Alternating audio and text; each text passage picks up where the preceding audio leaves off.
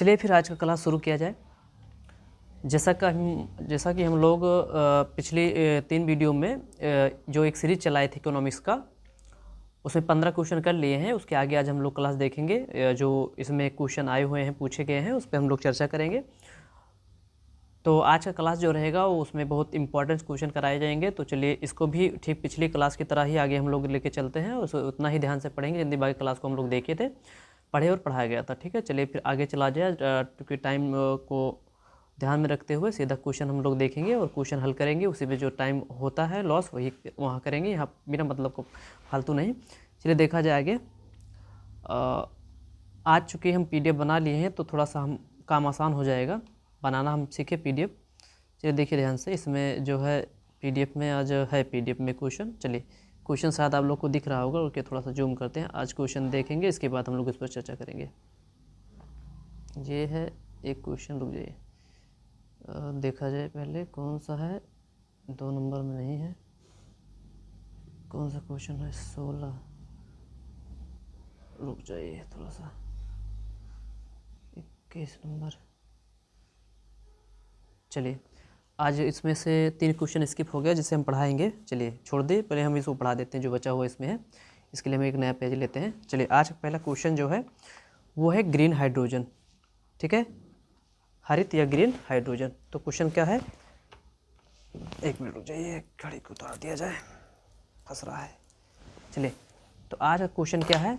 आज का क्वेश्चन है हरित या ग्रीन GDP क्या होता है। क्वेश्चन क्या रहेगा? जो क्वेश्चन बचा हुआ है कुछ मिल रहेगा। हरित, ये क्या हुआ, चल नहीं रहा है। 1 मिनट रुक जाइए, लगता है कुछ तो हो गया इसमें।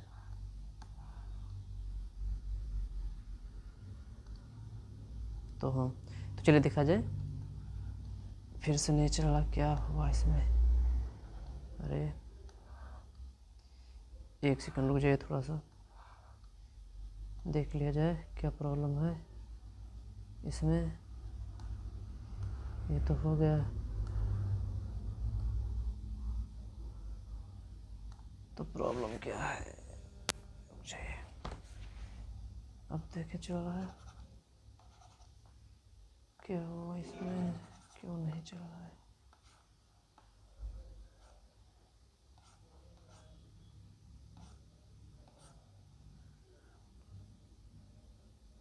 प्रॉब्लम क्या है?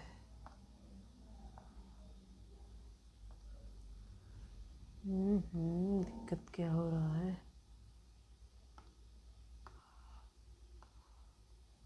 सब तो ठीक है, पर जैसे निकाल के फिर लगाया जाए, जब देखा जाए ये कैसे क्या हो रहा है। 1 सेकंड रुक जाइए, कलर चूज करें, इनको करें, ब्रश करें, वेट नहीं चल रहा है। प्रॉब्लम है क्या इसमें?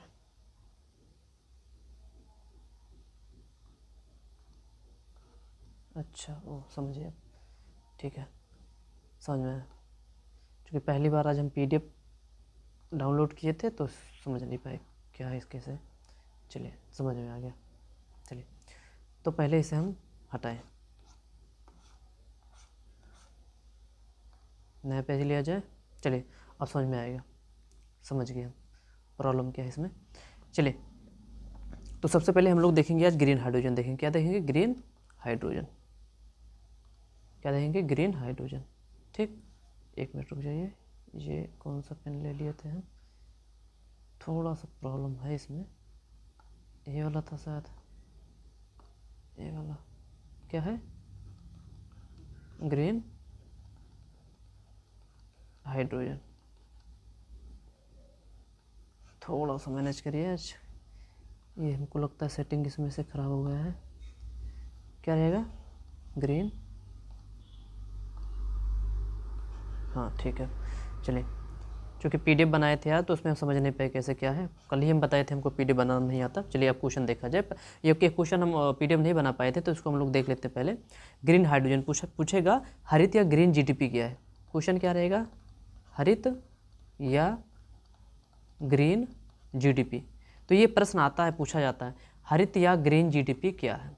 ठीक है, तो मान लीजिए एग्जाम में आ गया हरित या ग्रीन जीडीपी क्या है, इसके विषय में रुकिए जो क्वेश्चन हम करा रहे हैं उसमें क्या पूछा गया था कि ग्रीन जीडीपी का सर्वोत्तम उदाहरण है, हरित या ग्रीन जीडीपी का सर्वोत्तम उदाहरण है, सर्वोत्तम उदाहरण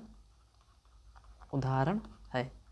ठीक, तो मान लीजिए क्वेश्चन आया था कि हरित या ग्रीन जीडीपी का सर्वोत्तम उदाहरण है। तो पहला था कि जीडीपी में नवीकरणीय ऊर्जा क्षेत्र का योगदान। तो पहला क्वेश्चन क्या था, जीडीपी में नवीकरणीय, नहीं शायद क्वेश्चन था, एक मिनट रुकिए, शायद क्वेश्चन अपने पास पे है, शायद क्वेश्चन है शायद, नहीं एक मिनट रुकिए, थोड़ा सा प्रॉब्लम आज हो रहा है।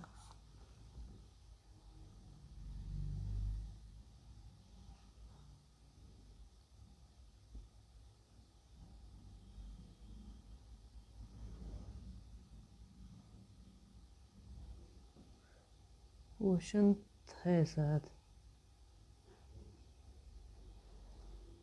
मिल जाता तो ठीक था, चलिए मिल गया,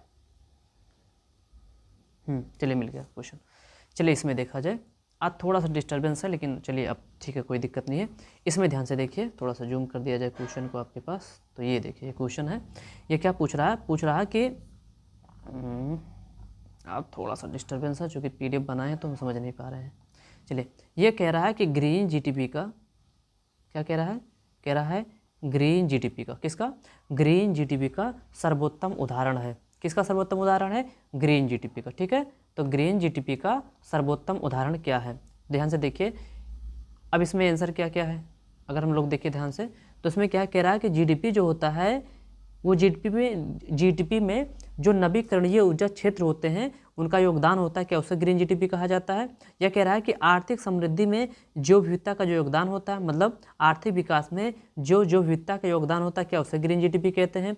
या फिर कह रहा है कि संयुक्त राष्ट्र द्वारा जीडीपी की गणना में जो रंगों का प्रयोग किया जाता है, क्या उसे जीडीपी कहते हैं। या फिर पर्यावरण क्षति के समायोजन के बाद जीडीपी की गणना की जाती है, उसे कहते हैं। तो क्वेश्चन यह है कि ग्रीन जीडीपी किसे कहते हैं। ठीक है, तो समझिए ग्रीन जीडीपी क्या होता है। तो ग्रीन जीडीपी में नवीकरणीय ऊर्जा क्षेत्र का योगदान, ये भी नहीं होता है। ग्रीन जीडीपी में आर्थिक समृद्धि में जो विविधता का योगदान, ये भी नहीं होता है। ग्रीन जीडीपी में संयुक्त राष्ट्र द्वारा जीडीपी गणना की रंग से कूटबद्ध विधि, ये तो बिल्कुल गलत है, ये भी नहीं होगा। पर्यावरण क्षति के संयोजन के बाद जीडीपी की गणना ही क्या कहलाती है, ग्रीन जीडीपी कहलाती है। अर्थात मान लीजिए कि ये भारत है और भारत ने एक साल में भारत की जितनी भी जीडीपी है, ग्रॉस डोमेस्टिक प्रोडक्ट, सकल घरेलू उत्पाद, तो भारत का एक वर्ष में जितना भी जीडीपी है उस जीडीपी में से जो पर्यावरणीय क्षति हुई है, पर्यावरणीय क्षति, ठीक है, कौन सी क्षति, पर्यावरणीय क्षति। तो ये मान लीजिए कि भारत एक वर्ष में भारत का जितना भी जीडीपी होता है उस जीडीपी में से जितना पर्यावरण का नुकसान हुआ है उस नुकसान के पैसों को निकाल दिया जाए तो बचा हुआ जो पैसा होता है वही पैसा किसे इंडिकेट करता है, किसे, ग्रीन जीडीपी को इंडिकेट करता है। इसे चलिए एक बार फिर से देखा जाए, यहाँ देखिए समझ लीजिए, थोड़ा सा प्रॉब्लम आज हो रहा है। मान लीजिए ये ग्रीन जीडीपी पूछ रहा है, तो मान लीजिए हम फिर बनाए, मान लीजिए भारत है। अब भारत का एक वर्ष का जीडीपी, ये मान लीजिए जीडीपी, पता नहीं कौन सी प्रॉब्लम आज है, जीडीपी, मान लीजिए भारत का जीडीपी है। ऐसे समझने के लिए मान लीजिए कि एकदम इजी तरीके से कि भारत का जीडीपी 5% है एक साल में। कितना परसेंट है, 5%। और इसी में से जब भारत व्यापार कर रहा था या विभिन्न देशों से लेन देन कर रहा था तो उसमें पर्यावरण की जो क्षति हुई थी, मान लीजिए पर्यावरण की क्षति जो हुई थी 1% हुई थी, तो इस जीडीपी में से 5% में से 1% जब निकाल देंगे तो ये जो बचा हुआ जीडीपी रहेगा इसी जीडीपी को ग्रीन जीडीपी कहते हैं। ठीक है, समझिए।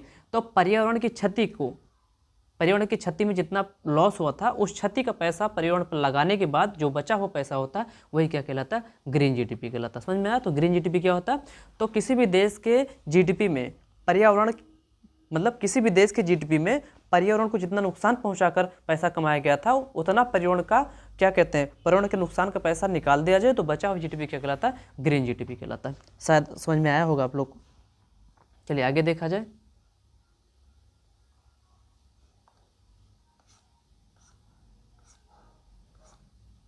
चलिए आगे देखा जाए, तो ये हो गया ग्रीन जीडीपी।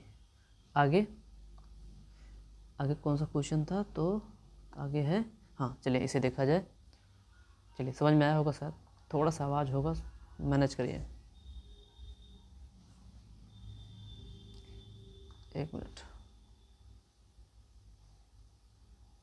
चलिए ये हम लोग का क्वेश्चन है। क्वेश्चन क्या है,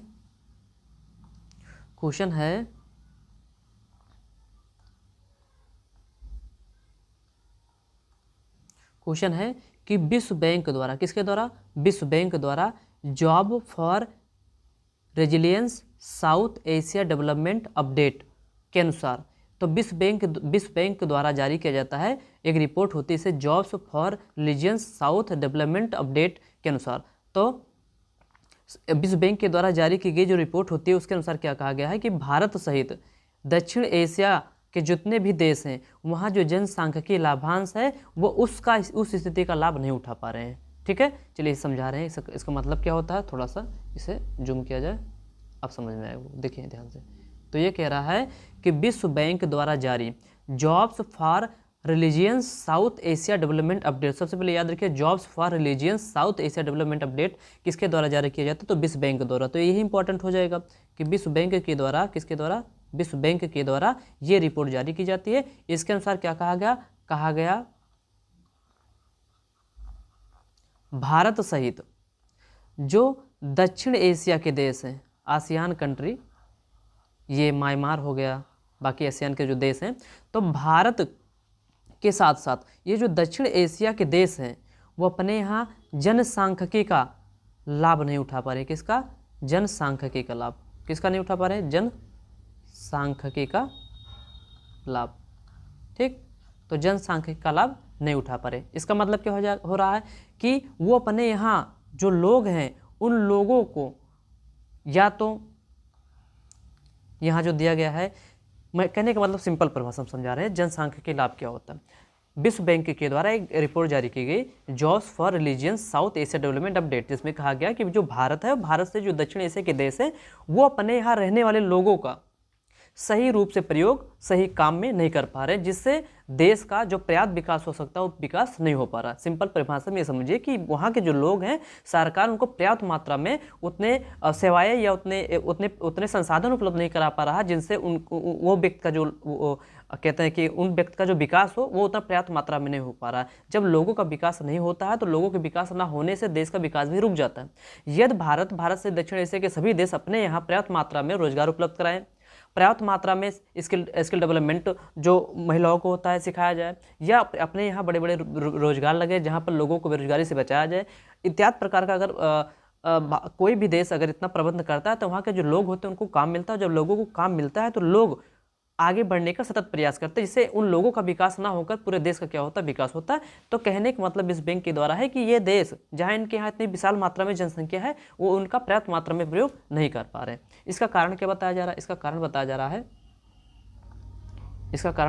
है, कहा जा रहा है क्या जो ये लाभ नहीं उठा पा रहे हैं उसमें रोजगार में महिलाओं की अत्यंत कम भागीदारी है। बिल्कुल, जो भी देश अपने यहाँ जनसांख्यिकी का लाभ नहीं उठा पाते हैं उनके यहाँ एक बात तो याद रखिए कि उनके यहाँ रोजगार की ऑलरेडी कमी होती है और रोजगार में महिलाओं को तो बहुत कम भागीदारी होती है। तो ये समझिए कोई भी देश अपने यहाँ रहने वाले लोगों को ये रोजगार उपलब्ध नहीं कराते हैं तो अपने लोगों का सही प्रयोग नहीं कर पाते हैं, जिससे जनसांख्यिकीय लाभांश क्या होता है, घटता है। तो किसी भी देश के जनसांख्यिकीय लाभांश घटने का जो मूल कारण होता है वो पहला कारण तो ये भी होता है कि रोजगार में महिलाओं की अत्यंत कम भागीदारी होती है। कि किसी भी देश में महिलाओं की जितनी अधिक भागीदारी होगी रोजगार में वो देश उतना ज़्यादा क्या करेगा, विकास करेगा, और जितना ज़्यादा विकास करेगा उसके देश में उतने ज़्यादा जनसांख्यिकीय लाभ होगा। और यदि किसी देश में महिलाओं को रोजगार दिया ही नहीं जाएगा तो रोजगार ना देने की वजह से उस देश का जनसांख्यिकीय लाभांश क्या होगा, कम होगा। तो याद रखिए जनसांख्यिकीय लाभांश कम होने का मूल कारण तो बिल्कुल है। इसके बाद अगर हम लोग आगे बढ़ें, देखिए ये कह रहा है क्या गैर कृषिगत क्षेत्र में धीमी रोजगार प्रवृत्तियां हैं। बिल्कुल, अगर हम लोग देखें तो हमारे यहाँ 51% से अधिक लोग जो हैं कृषि कार्य में कार्यरत हैं, वहीं जो बाकी बचे हुए लोग हैं कम से कम वो गैर कृषि कार्य में कार्यरत हैं। जैसे मान लीजिए गांव का कोई व्यक्ति है, वो अधिकतर कृषि में में इन्वॉल्व होता है। कृषि के अलावा वो गैर कृषिगत क्या कहते हैं, गैर कृषिगत जो क्षेत्र होते हैं उसमें उसे पर्याप्त मात्रा में जो रोजगार होता है वो उपलब्ध नहीं हो पाता है। ठीक है, तो वही कह रहा है क्या गैर कृषिगत क्षेत्रों में धीमे रोजगार की प्रवृत्ति है। कहने का मतलब यह है कि कृषि को छोड़ दिया जाए तो क्या भारत में रोजगार की कमी है? तो बिल्कुल भारत में रोजगार की कमी होने की वजह से जो भारत के लोग हैं वो बेरोजगारी की ओर बढ़ रहे हैं, जिससे उनको पर्याप्त मात्रा में रोजगार न मिलने की वजह से केवल उनका नुकसान न होकर पूरे देश का नुकसान होता है। क्योंकि अगर बेरोजगार लोगों को रोजगार नहीं मिलेगा तो देश का जो विकास होता है वो कम हो जाता है, और देश के विकास कम हो जाने का सीधा मतलब ये होता है कि कोई भी देश अपने यहाँ रहने वाले लोगों को पर्याप्त मात्रा में रोजगार उपलब्ध नहीं करा पा रहा है। कोई भी देश यदि अपने देश में रहने वाले लोगों को पर्याप्त मात्रा में रोजगार उपलब्ध नहीं कराता है तो उस देश में रहने वाले जो लोग हैं उनकी जो जनसांख्यिक लाभांश है वो लगातार क्या हो जाता है, घट जाता है। तो बिल्कुल ये भी सही है। और अगर थोड़ा तेज पढ़ा रहे हैं, अगर समझ में नहीं आता होगा बताइएगा, थोड़ा और प्रयास करेंगे। आगे कह रहा है कि इस क्षेत्र का रोजगार अनुपात अन्य उभरी अर्थव्यवस्था की तुलना में अपेक्षाकृत कम है। तो इस क्षेत्र का रोजगार अनुपात अन्य उभरी अर्थव्यवस्था की तुलना में अपेक्षाकृत कम है। ये क्या कह रहा है, एक मिनट रुक जाइए, इसे समझ लिए पहले। इस क्षेत्र का रोजगार अनुपात अन्य उभरी अर्थव्यवस्था की तुलना में अपेक्षाकृत कम है। कहने का मतलब ये है कि जो लोग होते हैं उनके पर्याप्त मात्रा में रोजगार उपलब्ध नहीं हो पा रहा। पर्याप्त मात्रा में रोजगार उपलब्ध ना होने की वजह से ही तो ऐसा हो पा रहा है। और यदि लोगों को जितना पर्याप्त मात्रा में जो लोग कृषि में जितना ज़्यादा इन्वॉल्व है, अगर उतने ही लोग कृषि के अलावा गैर कृषिगत क्षेत्र में भी इन्वॉल्व हो जाएं, और जो लोग कृषि के अलावा कोई मान लीजिए कि एक व्यक्ति है जिसे कृषि के साथ साथ, ये समझ लीजिए कि कृषि के साथ साथ ऐसा समझिए कि एक व्यक्ति है जिसे कृषि के साथ साथ लाइट बनाना आता है। यदि जब खेत में कृषि का काम ना हो, अगर उस व्यक्ति को उसी समय लाइट बनाने का काम दे दिया जाए, तो जिस समय वो कृषि कार्य को छोड़कर बेरोजगार था, अगर उसे उसी समय रोजगार मिल जाता तो शायद वो जो बीच में गैप था बेरोजगारी का, उस बेरोजगारी के गैप में ही वो कुछ पैसा कमाता, जिससे सिर्फ उसका लाभ ना होकर देश का भी लाभ होता। तो कहने का मतलब वही है इसका। बाकी जो इस नीचे लिखा गया है ये चौथा वाला, ये तीसरा विषय। चौथा वाला क्या कह रहा है, जनसांख्यिक लाभांश संकीर्ण अवधि जो केवल 2035 तक ही मौजूद रहेगी। नहीं, जनसांख्यिक का अनुमान लगाया गया कि 2055 तक क्या रहेगा, याद रखिए 2055 तक मौजूद रहेगी। तो भारत में जो जनसांख्यिक लाभांश की अवधि है, अभी भी भारत में जनसांख्यिक लाभांश की अवधि है। अगर भारत चाहे तो अपने यहाँ रहने वाले लोगों के पर्याप्त मात्रा में उनसे क्या करा सके, लाभांश उपलब्ध करा सके, उन्हें पर्याप्त मात्रा में रोजगार दे, जिससे देश की क्या हो सके, तरक्की हो सके, विकास हो सके। लेकिन भारत उतने पर्याप्त मात्रा में अपने देश में रहने वाले लोगों को रोजगार उपलब्ध नहीं करा पा रहा है, जिससे देश के जनसांख्यिक लाभांश घट रहा है। और अभी तक भारत में 2055 तक भारत के जो युवा हैं वो जनसांख्यिक लाभांश का फायदा उठा सकते हैं, किंतु उन्हें पर्याप्त मात्रा में रोजगार उपलब्ध कराया जाएगा तब। मतलब कहने का मतलब यह था चौथे का कि क्या देश में जनसंख्या की लाभांश केवल 2035 तक ही मौजूद रहेगी? नहीं, कितने तक रहेगी, 2055 तक। तो हमको लगता है शायद बेहतर तरीके से समझ में आया होगा। अगर नहीं आया होगा तो एक बार फिर से प्रयास किया जाएगा, आप लोग बताइएगा। चले आगे, ठीक है, चलिए आगे देखा जाए।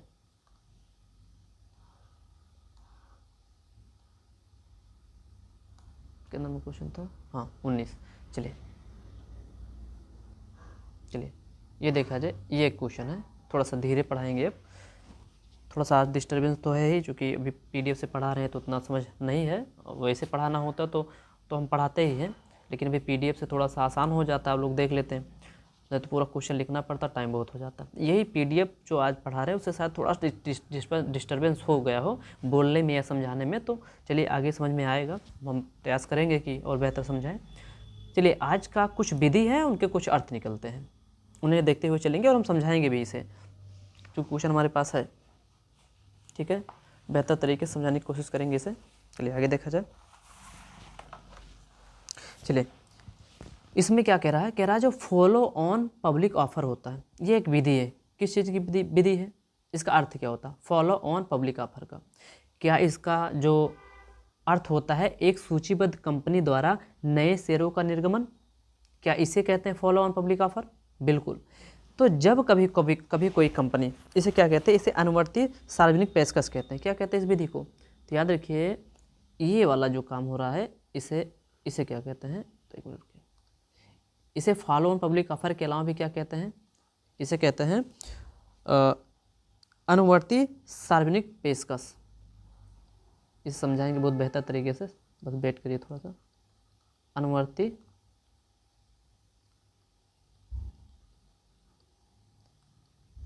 ये क्या हो गया है इसमें, सार्वजनिक पेशकश, क्या कहते हैं इसे? अनुवर्ती सार्वजनिक पेशकश कहते हैं। क्या कहते हैं इसे? अनुवर्ती सार्वजनिक पेशकश। तो इसे अनुवर्ती सार्वजनिक पेशकश कहते हैं। क्या कहते हैं? अनुवर्ती सार्वजनिक पेशकश कहते हैं। तो याद रखिए, अनुवर्ती सार्वजनिक पेशकश ये जो होता है, ये अनुवर्ती सार्वजनिक पेशकश या क्या होता है, इसमें क्या होता है कि इसे फॉलो ऑन पब्लिक ऑफर भी कहते हैं। तो अनुवर्ती सार्वजनिक पेशकश विधि क्या है? तो जब एक सूचीबद्ध कंपनी द्वारा अपने शेयरों को, मान लीजिए एक कंपनी है, मान लीजिए कोई कंपनी है, ये कंपनी, मान लीजिए कंपनी टोटल 100% अपने पास शेयर रखती है, ठीक। तो जब ये कंपनी अपने शेयर को क्या करती है, मान लीजिए 5% शेयर को क्या कर दी, जनता के सामने पेश की, किसके लिए? इसे खरीदने के लिए, ताकि जनता इस कंपनी के शेयर को खरीदे और जनता का पैसा किसके पास आए? कंपनी के पास। तो जब कभी कोई सूचीबद्ध कंपनी द्वारा अपने जो नए शेयर होते हैं, अपने नए शेयरों को जनता के सामने पेश किया जाता है, तो उसे फॉलो ऑन पब्लिक ऑफर कहते हैं। क्या कहते हैं?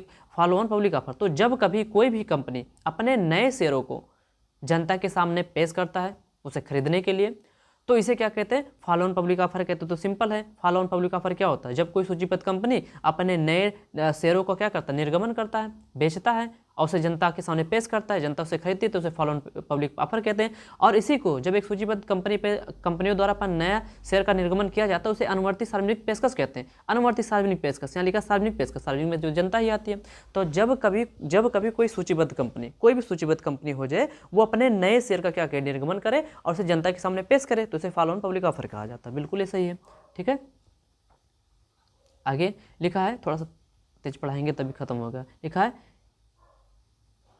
Preferential issue. क्या कह रहा है? प्रेफरेंशियल इशू क्या होता है? प्रेफरेंशियल इशू लिखा है, व्यक्ति, उद्यम, पूंजीपति इत्यादि के विशिष्ट समूह को नए शेयर की बड़ी मात्रा में शेयरों की बड़ी मात्रा में आवंटन की प्रक्रिया। लिखा है, इसे धीरे धीरे पढ़िए। देखिए, प्रेफरेंशियल इशू क्या होता है? प्रेफरेंशियल इशू क्या होता है? इसमें व्यक्ति, उद्यम, पूंजीपति इत्यादि के विशिष्ट समूह को नए शेयर की बड़ी मात्रा में आवंटन की प्रक्रिया। तो याद रखिए, इसमें क्या होता है? इसमें जब कोई कंपनी, किसकी बात हो रही है? कंपनी की। तो इसमें जब कोई कंपनी एक विशिष्ट समूह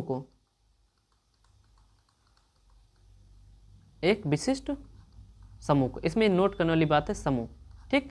तो जब कोई सूचीबद्ध कंपनी किसी विशिष्ट समूह को या उद्यम पूंजीपतियों को अपने नए शेयरों का क्या करता है? निर्गमन करता है, तो उसे क्या कहते हैं? प्रेफरेंशियल इशू कहते हैं। क्या कहेंगे? Preferential issue. तो याद रखिए, प्रेफरेंशियल इशू क्या होता है?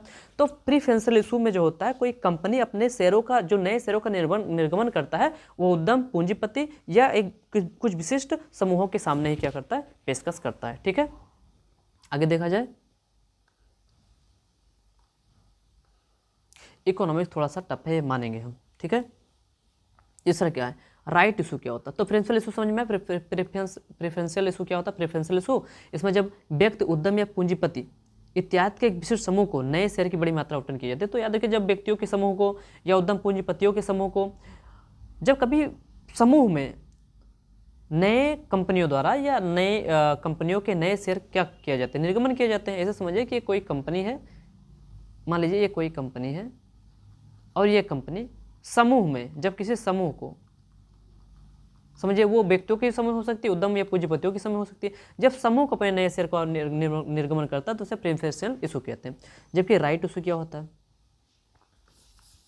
राइट इशू में क्या होता है?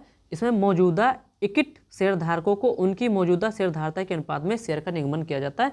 ये बिल्कुल राइट इशू में सही है। तो राइट इशू क्या होता है? इसमें मौजूदा इक्विटी शेयरधारकों को उनकी मौजूदा शेयरधारता के अनुपात में शेयर का निगमन किया जाता है। यदि कोई कंपनी है, कंपनी किसी को अपने शेयर बेचना चाहता है, तो उसकी कंपनी की जितनी शेयर है, शेयर के बराबर क्या करता है? शेयरधारता पेश करता है, ठीक है। तो राइट इशू समझ में आया क्या होता है? चलिए, ये थोड़ा सा कम समझ में आएगा, इसे आगे फिर समझाया जाएगा, फिर बाकी आप लोग देखिए इसे। तो इसमें तीनों सही थे। क्या सही थे? इसमें तीनों सही थे। सभी तीन कथन क्या है? सही है, ठीक है। इसमें तीनों सही क्या है? कथन सही है। ये आप लिख लीजिएगा स्क्रीनशॉट लेके। इसमें फ़ायदा है कि अब स्क्रीनशॉट इसका ले लीजिएगा और लिख लीजिएगा, ठीक। तो फॉलो ऑन पब्लिक ऑफर क्या होता है? जब कोई कंपनी अपने नए शेयर को जनता के सामने पेश करती है, उसे फॉलो ऑन पब्लिक ऑफर कहते हैं। वही कंपनी जब एक विशिष्ट समूह उद्यम या पूंजीपति के साथ अपने नए शेयर का निर्माण करता है तो उसे प्रेफरेंशियल इशू कहते हैं। वही कंपनी जब किसी को अपना शेयर दे और शेयर धारता के बराबर शेयर दे तो उसे क्या कहते हैं, राइट इशू कहते हैं। ठीक है, चलिए आगे चला जाए।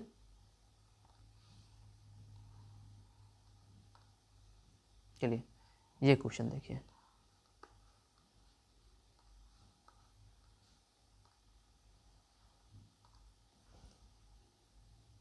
ये क्वेश्चन देखिए, ये बहुत इंपॉर्टेंट क्वेश्चन है। ठीक, चलिए इस पर चर्चा किया जाएगा। ये नोट करने वाला क्वेश्चन है, ये इंपॉर्टेंट है। चलिए इसे देखिए, इसका पीडीएफ ले लीजिएगा। क्या कहते हैं, पीडीएफ कह रहे हैं, स्क्रीनशॉट ले के लिख लीजिएगा, उसे देख के बाकी समझ के। लिखा है आरबीआई द्वारा रेपो में दर में वृद्धि, प्रत्यक्ष कर में वृद्धि, कृषि फसल जैसे मदों के निर्यात में कमी उपयुक्त से मुद्रास्फीति को निर्धारित करती है। तो चलिए बिल्कुल ये एकदम सही कथन है, इसे ध्यान से देखिए, इस पर चर्चा करेंगे।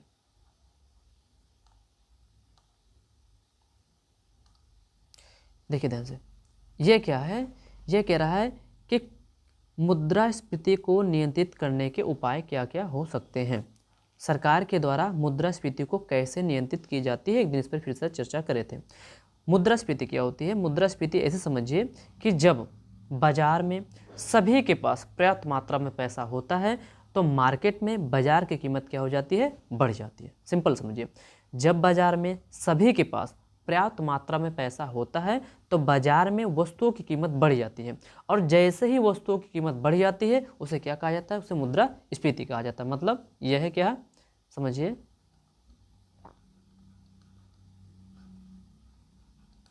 बाजार में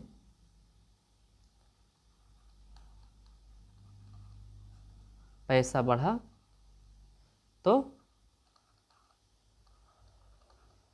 कीमत बढ़ी। किसकी कीमत बढ़ी, वस्तु की।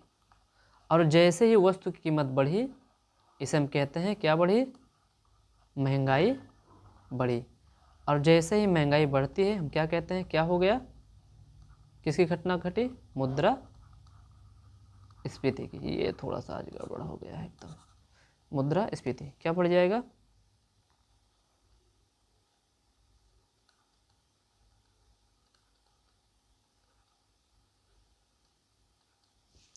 मुद्रास्फीति बढ़ गया। ठीक, तो यही जब बाजार में पैसा बढ़ जाता है, सबके पास बाजार में पैसा होता है तो उसकी कीमत बढ़ जाती है, जिससे क्या कहा जाता है कि मुद्रास्फीति क्या होगी, बढ़ गई।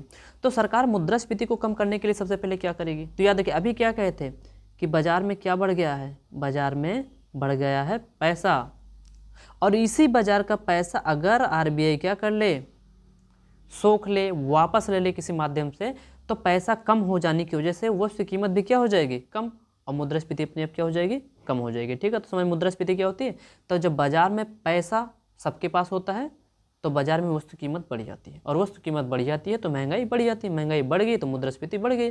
मुद्रास्फीति को कम करना है, सबसे पहले क्या करना पड़ेगा, पैसा सबके पास से कम करना पड़ेगा। तो इसके लिए आरबीआई क्या करती है, आरबीआई द्वारा रेपो दर में क्या कर दिया जाता है, वृद्धि कर दिया जाता है। अब ये रेपो दर क्या होती है, आरबीआई द्वारा रेपो दर में वृद्धि, मतलब अब आरबीआई क्या करेगी, आरबीआई से यदि कोई बैंक क्या लेने जाएगा, पैसा, तो जब कोई बैंक आरबीआई से क्या लेता है, उधार, तो उसे क्या कहते हैं, उसे कहते हैं रेपो रेट। तो जब कोई वाणिज्यिक बैंक किसे उधार लेते हैं, आरबीआई से, तो उसे क्या कहते हैं, रेपो रेट। अब जब कोई बैंक आरबीआई से पैसा लेने जाएगा तो आरबीआई कहेगा कि पहले अगर हम 5 लाख रुपए पर, समझाने के लिए बता रहे हैं कि 5 लाख रुपए पर प्रतिमाह 10,000 हम ब्याज ले रहे थे, तो अब 5 लाख पर हम 30,000 क्या लेंगे, ब्याज लेंगे। समझ में आया, तो ये क्या बढ़ गया, रेपो दर बढ़ गया। अगर यहाँ पर क्या बढ़ा दिया जाएगा, अगर यहाँ पर रेपो दर बढ़ा दिया जाएगा तो जो वाणिज्यिक बैंक होंगे जब वो बाजार में किसी व्यक्ति को ऋण देंगे तो भी तो अतिरिक्त ब्याज पे देंगे बढ़ा के, जिससे क्या हो जाएगा, बाजार में पैसा कम हो जाएगा। ठीक, तो सबसे पहले आरबीआई क्या करता है, रेपो दर में वृद्धि करता है। बिल्कुल, जब भी मुद्रास्फीति को नियंत्रित करना होता है तो आरबीआई क्या कर देता है, रेपो दर को बढ़ा देता है। याद रखिए, नोट करिए, तो जब भी बाजार में मुद्रास्फीति को नियंत्रित करना होता है तो आरबीआई सबसे पहले क्या करता है, अपना रेपो रेट क्या कर देता है, बढ़ा देता है। आगे प्रत्यक्ष करों में वृद्धि, हाँ बिल्कुल, आरबीआई क्या प्रत्यक्ष करों में कर की दर में कमी, बिल्कुल प्रत्यक्ष कर की दर में कमी ही करता है। गलत लिख गया क्या, तो नहीं ये गलत लिखा, प्रत्यक्ष करों में वृद्धि होती है, हाँ ये गलत लिखा। तो सरकार क्या करती है, प्रत्यक्ष करों में क्या कर देती है, वृद्धि, ये वाला गलत लिखा था। तो सरकार क्या करती है, प्रत्यक्ष दरों में वृद्धि कर देती है और अप्रत्यक्ष करों में क्या कर देती है, कमी। इसे नोट करिए, ये इंपॉर्टेंट है, इसीलिए तो कहे शायद हमको लगा शायद पीडीएफ नहीं होता तो हम देखते नहीं, बता देते। अप्रत्यक्ष करों में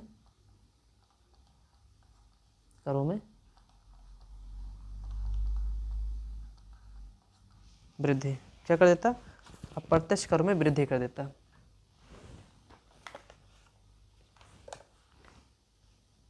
ठीक, तो क्या करता है, अप्रत्यक्ष करों में क्या हो जाता है, वृद्धि हो जाता है। तो याद रखिए, तो जब भी मुद्रास्फीति को नियंत्रित करना होता है तो आरबीआई प्रत्यक्ष करों में क्या कर देता है, वृद्धि कर देता है। क्या कर देता है अब, और इसमें क्या कर देता है, कमी कर देता है। ऐसे नोट करिए, कंफ्यूज मत होइए। तो जब भी आरबीआई को मुद्रास्फीति को नियंत्रित करना होता है तो प्रत्यक्ष कर में क्या कर देता है, प्रत्यक्ष कर में वृद्धि कर देता है। क्या कर देता है, प्रत्यक्ष कर में वृद्धि कर देता है। और अप्रत्यक्ष कर में क्या कर देता है, अप्रत्यक्ष कर में क्या कर देता है, कमी। तो याद रखिए, यहाँ नोट करने वाला पॉइंट यह है, प्रत्यक्ष कर और अप्रत्यक्ष कर। प्रत्यक्ष कर में क्या हो जाएगा, वृद्धि, अप्रत्यक्ष कर में क्या हो जाएगा, कमी। ठीक, और कृषि फसल जैसी मदों का निर्यात में कमी, हाँ बिल्कुल ठीक, ये निर्यात में क्या कर देता है, निर्यात में कमी कर देता है।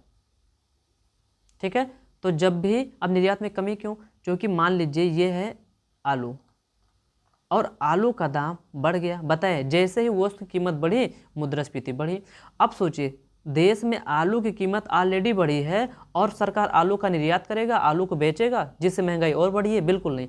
तो जब भी कभी मुद्रास्फीति बढ़ती है, सरकार तुरंत कृषि फसलों के निर्यात पे क्या कर देता है, कमी कर देता है। अर्थात अपने यहाँ के जो फसलें हैं, अपने यहाँ के जो खाद्यान्न हैं, उनको मार्केट में, विश्व बाजार में नहीं बेचता, उन्हें कहाँ रखता है, भारत में ही रखता है। अर्थात जब भी मुद्रास्फीति बढ़ती है तो कृषि फसल के निर्यात पर क्या कर दिया जाता है, कमी कर दिया जाता है। ठीक है, समझाया ना कि मान लीजिए देश में आलू की ऑलरेडी कमी है, आलू कम होने की वजह से यहाँ क्या बढ़ गया है, आलू की कीमत बढ़ गई है, आलू की कीमत बढ़ गई और आलू को बेच भी दिया जाएगा तो आलू की कीमत और क्या हो जाएगी, बढ़ जाएगी। मतलब आलू को कम निर्यात किया जाएगा, जिससे मुद्रास्फीति को क्या किया जा सके, नियंत्रित किया जा सके। चलिए ये वाला क्वेश्चन समझ में आया, आगे चला जाए थोड़ा सा।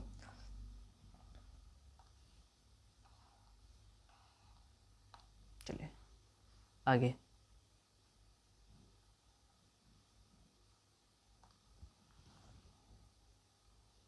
ये क्या है, लिखा है भारत में बीमा क्षेत्र के संदर्भ में, किसके संदर्भ में, भारत में बीमा क्षेत्र के संदर्भ में निम्नलिखित कथनों पर विचार कीजिए। भारत में बीमा क्षेत्र के संदर्भ, तो भारत में बीमा पेट की दर सकल घरेलू उत्पाद का 10% से अधिक, तो गलत है।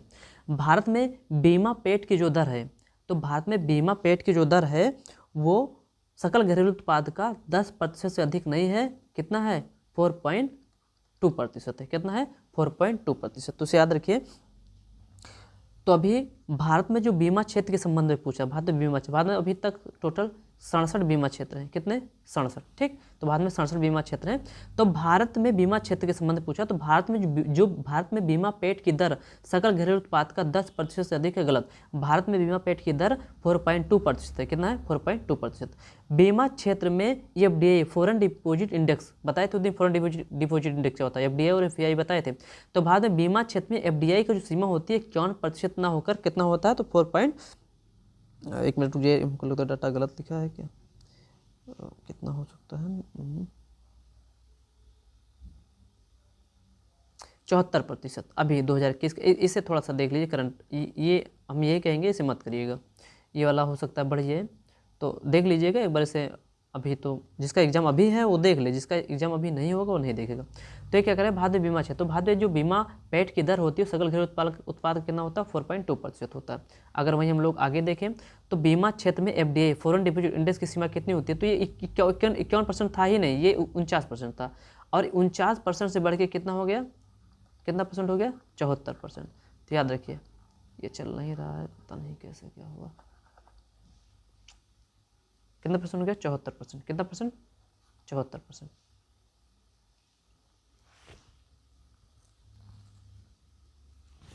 ठीक, याद रहेगा।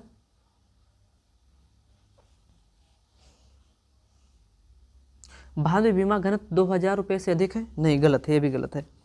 ठीक, तो तीनों गलत है, इसमें तीनों गलत है। ये एक क्वेश्चन थोड़ा सा देखने लायक था ही नहीं, फिर भी बताइए तीनों गलत है।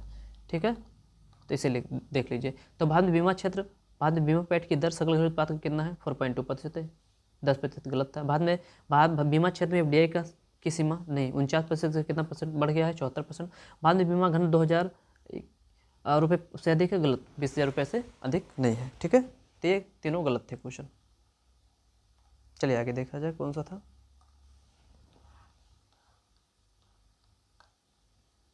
बाईस।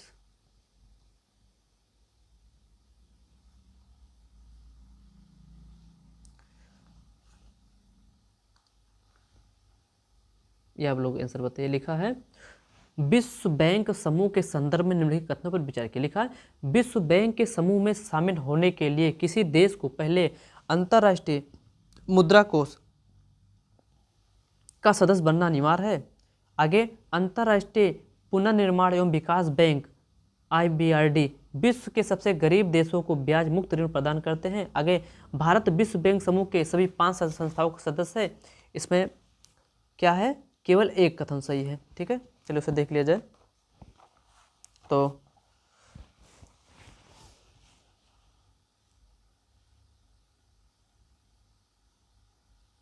थोड़ा सा डाटा देख लें, इसमें हो सकता है गलत दे दिया जाता है कभी कभी।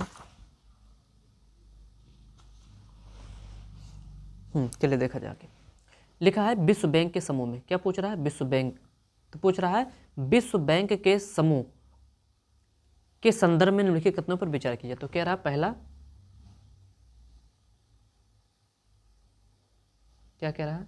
कह रहा है विश्व बैंक समूह में शामिल होने के लिए किसी देश को पहले अंतर्राष्ट्रीय मुद्रा कोष का सदस्य बनना अनिवार्य है। ये बिल्कुल सही है।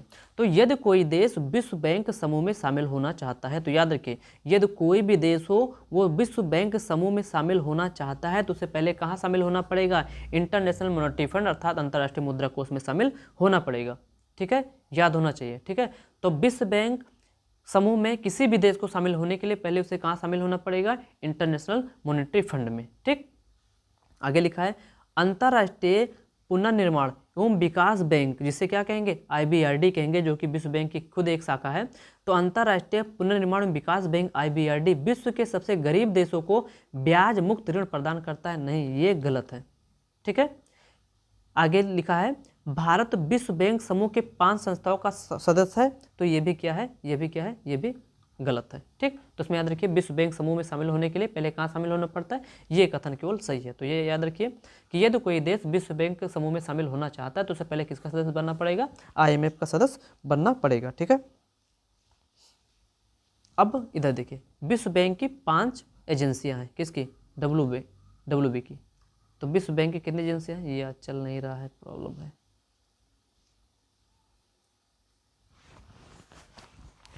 विश्व बैंक, तो WB की कितनी शाखाएं हैं? 5 शाखाएं हैं। पहली शाखा इसकी है IBRD,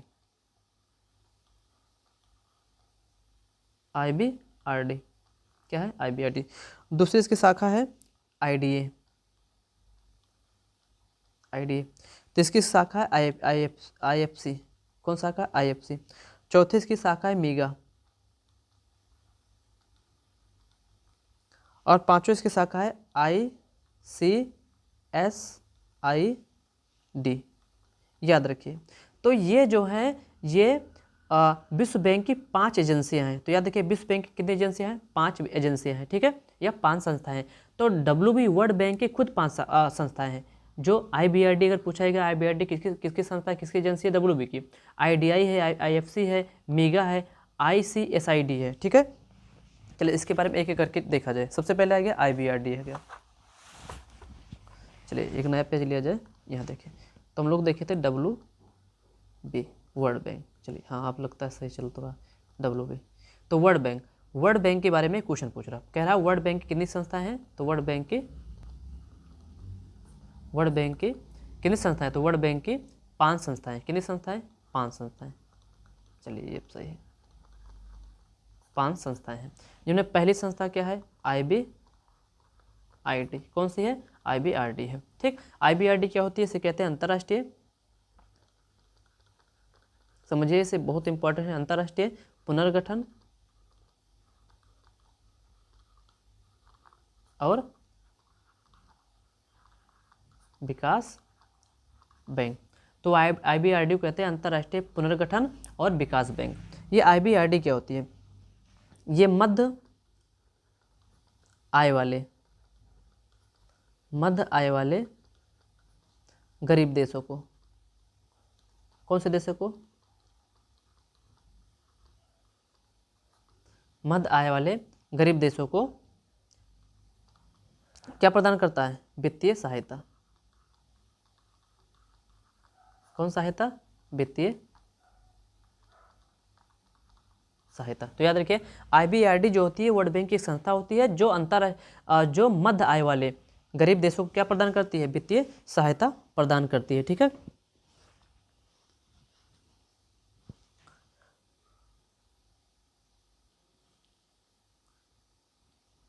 याद रखिए। अच्छा, ये कह रहा है कि अगर मान लीजिए कोई देश है,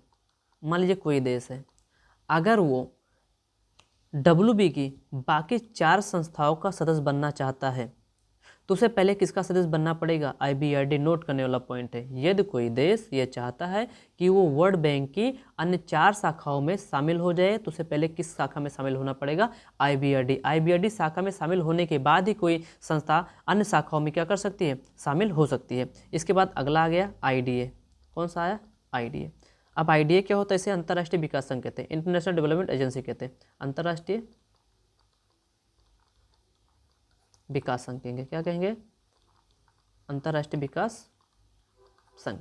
अंतर्राष्ट्रीय विकास संघ क्या होता है, यह विश्व के सबसे गरीब देशों को ऋण प्रदान करता है। तो IDA क्या होता है, अंतर्राष्ट्रीय विकास संघ। याद रखिए IBRD जो होता है तो ये मध्यम आय वाले जो गरीब देश होते हैं उनको और वित्तीय सहायता प्रदान करता है, लेकिन IDA जो होता है ये विश्व के सबसे गरीब देशों को, विश्व के सबसे गरीब देशों को क्या प्रदान करता है, वित्तीय सहायता। अर्थात वित्तीय सहायता जहाँ लिख रहे हैं वहाँ क्या लिखेंगे, क्या प्रदान करता है, ऋण प्रदान करता है। तो याद देखिए विश्व के सबसे गरीब देशों को ऋण प्रदान करने का काम कौन करता है, तो IDA करता है, जो खुद वर्ल्ड बैंक की एक एजेंसी है। इसे अंतर्राष्ट्रीय विकास संघ कहेंगे या इंटरनेशनल डेवलपमेंट एजेंसी कहेंगे। ठीक है, याद रहेगा। इसीलिए याद रखिए ये भी कैसा होता है, ये भी ब्याज मुक्त होता है। क्या कैसे करता है, ब्याज मुक्त करता है। कैसे करता है, ब्याज मुक्त।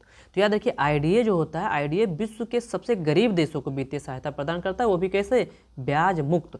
और यहाँ देखिए क्वेश्चन ध्यान से अगर हम लोग देखें तो क्वेश्चन में पूछा क्या था, क्वेश्चन में पूछा था कि यहाँ देखिए लिखा अंतर्राष्ट्रीय पुनर्गठन विकास बैंक विश्व के सबसे गरीब देशों को ब्याज मुक्त ऋण प्रदान करता है। गलत। अब समझ में आया, कौन प्रदान करता है, IDA प्रदान करता है। कौन प्रदान करता है, तो IDA जो होता है विश्व के सबसे गरीब देशों को वित्तीय सहायता प्रदान करता है, वो भी ब्याज मुक्त प्रदान करता है। ठीक है, समझ में आया।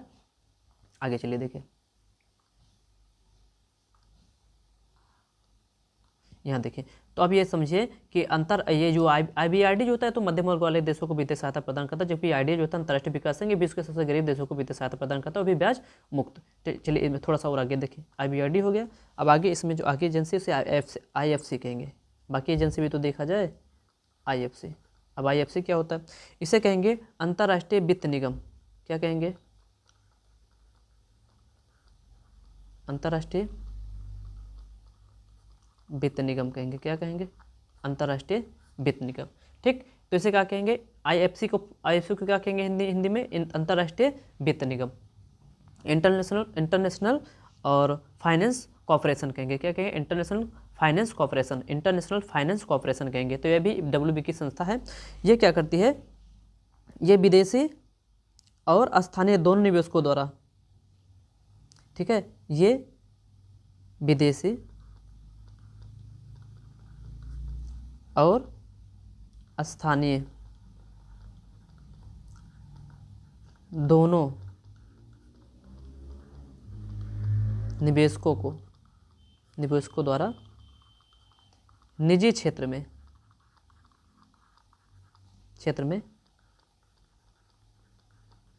निवेश करने के लिए क्या करता है? प्रोत्साहित करता है और क्या करता है? पूंजी बाजार के रूप में क्या करता है? कार्य करता है। क्या करता है? पूंजी बाजार के रूप में कार्य करता है। चलिए इसे समझा रहे हैं, राइटिंग थोड़ा सा करवा। हम क्या कह रहे हैं, जो IFC होता है, इंटरनेशनल फाइनेंस कॉर्पोरेशन होता है, अंतर्राष्ट्रीय वित्त निगम होता है, इसका काम क्या होता है? ये जो होता है, ये विदेशी नागरिक को या स्थानीय निवेशक को, मतलब निवेशक मतलब जो निवेश करता है कहीं पे, ये विदेशी निवेशक को और स्थानीय निवेशक को, ये दोनों को, चाहे वो विदेशी हो चाहे स्थानीय हो, दोनों निवेशकों को प्रोत्साहित करता है कि वो निजी क्षेत्र में क्या करें? निवेश करें। ठीक, जैसे सड़क बनाना हो गया, बंदरगाह बनाना हो गया, जो इंफ्रास्ट्रक्चर के क्षेत्र होते हैं उसमें ये क्या करता है? विदेशी और स्थानीय दोनों निवेशकों को कहता है कि वो क्या करे? निजी क्षेत्रों में अपना पैसा निवेश करे। यदि उनके पास इसके लिए पूंजी नहीं है तो पूंजी किससे ले ले? IFC से ले ले। किससे ले ले? IFC इसके लिए इनको क्या प्रदान करता है? वित्तीय सहायता मुहैया करता है। तो जब भी IFC की बात आएगी तो IFC में याद रखिए विदेशी और स्थानीय निवेशकों की बात होगी, उसमें कोई देश की बात नहीं होगी। तो IFC जो होता है विदेशी और स्थानीय निवेशकों को निवेश पूंजी देता है, किस क्षेत्र में निवेश करने के लिए? निजी क्षेत्र में निवेश करने के लिए। ठीक है, आगे आ गया मीगा, चौथी एजेंसी क्या गई? मीगा। इसे क्या कहेंगे? इसे बहुपक्षीय निवेश विवाद निपटान केंद्र। बहुत इंपॉर्टेंट चीज़ ये बता रहे हैं, ध्यान से देख लीजिए। अभी नहीं, 30 दिन के बाद ही समझ में आएगा। चौथा क्लास है ये, आज थोड़ा सा क्लास हमको लगता है उतना बेहतर भी नहीं था, क्योंकि PDF था तो थोड़ा सा हो गया है, लेकिन ठीक है, सुधार हो जाएगा। अब मीगा क्या होती है? मीगा भी विश्व बैंक की चौथी एजेंसी है, वही विश्व बैंक जिसकी स्थापना 1944 में ब्रेटन वुड्स समझौता के तहत किया गया था। ठीक, तो मीगा जो होती है, इसका फुल फॉर्म होता है हिंदी में बहुपक्षीय निवेश विवाद निपटान केंद्र। ठीक, यह क्या करता है? या निवेशक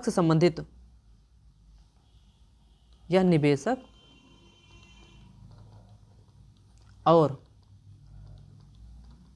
देश से संबंधित विवाद का क्या करता है? निपटान करता है। चलिए इसे समझा रहे हैं अभी। ऐसे समझिए, निवेशक क्या होता है? मान लीजिए जापान की कोई कंपनी है। अब जापान की कोई कंपनी निजी कंपनी रहेगा तो निजी कंपनी को कोई मालिक रहता, वही मालिक क्या कहलाता? निवेशक कहलाता। तो मान लीजिए जापान की कोई कंपनी भारत में क्या की? निवेश की। और भारत में जब निवेश की तो भारत के बीच में और उस निवेशक के बीच में किसी बात को लेकर क्या हो गया? विवाद हो गया। तो जब कभी निवेशक और किसी देश के बीच में विवाद होता है, उसका निपटारा कौन करता है? तो मीगा मीगा जो होती है वर्ल्ड बैंक की एक एजेंसी है जो विवादों का क्या करती है? निपटारा करती है। और इसी मीगा का सदस्य कौन नहीं है? तो भारत मीगा का सदस्य नहीं है। ठीक, याद रखिए। तो भारत जो होता है वो मीगा का सदस्य नहीं है, ये इंपॉर्टेंट था। ठीक है, भारत मीगा का सदस्य नहीं है, नहीं सॉरी भारत मीगा का सदस्य है, भारत मीगा का सदस्य है, बिल्कुल बिल्कुल बिल्कुल भारत मीगा का सदस्य है। तो फिर से देख लीजिए, भारत, ये भूलिए नहीं, भारत मीगा का सदस्य क्या है? तो भारत मीगा का सदस्य है। तो मीगा का काम क्या होता है? मीगा का काम होता है कि जो निवेशक होते हैं, जो किसी देश में पैसा निवेश करते हैं, जो देश में निवेशों को लेकर कोई विवाद हो गया तो इसका निपटारा कौन करेगा? तो विश्व बैंक की एक एजेंसी है मीगा जो उसका निपटारा करती है। ठीक है, चला जाए आगे। अब अगर देखें हम लोग तो एक और बच गया है, वो है ICSID। ये भी किसकी एजेंसी है? तो ये भी संस्था है WB की। WB की 5 संस्थाएं थी ना। अब ICSID क्या करती है? इसे कहते हैं अंतर्राष्ट्रीय, सॉरी थोड़ा सा गलत हो गया, थोड़ा सा गलत हो गया। और भी गलत इसलिए हो गया क्योंकि PDF के चक्कर में हो गया। याद रखिए, अभी जो हम बता रहे थे, ये अभी तक जो बताए थे, 1 मिनट थोड़ा सा आप लोग क्या कर लीजिएगा, सही कर लीजिएगा, थोड़ा सा सही। जहाँ हम बार बार मीगा कहे थे, मीगा, जहाँ मीगा कहे हैं वहाँ आप सही के लिए थोड़ा सा मिस्टेक हो गया। आज बताया नहीं कि PDF के चक्कर में मिस्टेक हो गया, वरना हम बिना देखे जब पढ़ाते हैं कोई दिक्कत होता ही नहीं है। ये जहाँ मीगा कहे थे इसे कट कर लीजिए आप, मीगा नहीं होगा, इसे आप कट कर लीजिए। मीगा नहीं, वहाँ ICSID इसका फुल फॉर्म होता है अंतर्राष्ट्रीय निवेश विवाद और निपटान केंद्र। तो याद रखिए, बस इतना ही करना है आप लोग को। अभी तक जो पढ़ाए थे, जहाँ जहाँ मीगा लिखे थे वहाँ से मीगा हटा दीजिए, वहाँ ICSID कर लीजिए। क्या कर लीजिए? ICSID कर लीजिए। बाकी टोटल से ICSID ही जो होती है वो किसी देश और निवेशक के बीच में जो विवाद होता है उसका निपटारा करता है। ठीक है, समझ में आया? तो ये बस इतना सही कर लीजिए। ठीक, और इसका सदस्य भारत नहीं है, वही तो हम कहे थे, बस यही हमारे दिमाग में था, इसका सदस्य भारत नहीं है। ठीक, तो याद रखिए, मीगा का जो बताए, मीगा का सदस्य भारत है, बिल्कुल मीगा का सदस्य भारत है, लेकिन मीगा का फुल फॉर्म ये नहीं होता। ICSID जो होता है वो होता है अंतर्राष्ट्रीय निवेश विवाद निपटान केंद्र। ये जो बताए थे, मीगा का स्थान कट करके ICSID लिख लीजिए, बाकी कार्य वही रहेगा। अब आ जाइए मीगा पे। मीगा थोड़ा सा मिस्टेक हो गया आज, इसके लिए हम क्षमा चाहते हैं। मीगा क्या होता है? मीगा का मतलब होता है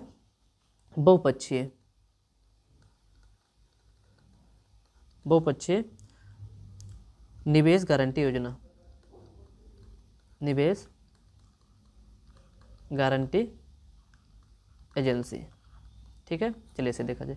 तो मीगा का फुल फॉर्म क्या होता है? मीगा कहते हैं, मीगा को बहुपक्षीय निवेश गारंटी एजेंसी कहते हैं। तो मीगा का फुल फॉर्म क्या होता है? बहुपक्षीय निवेश गारंटी एजेंसी। ठीक है, अब ये क्या करती है? ये जो होती है, ये निवेशकों के द्वारा निवेश की गई पूंजी को क्या देती है?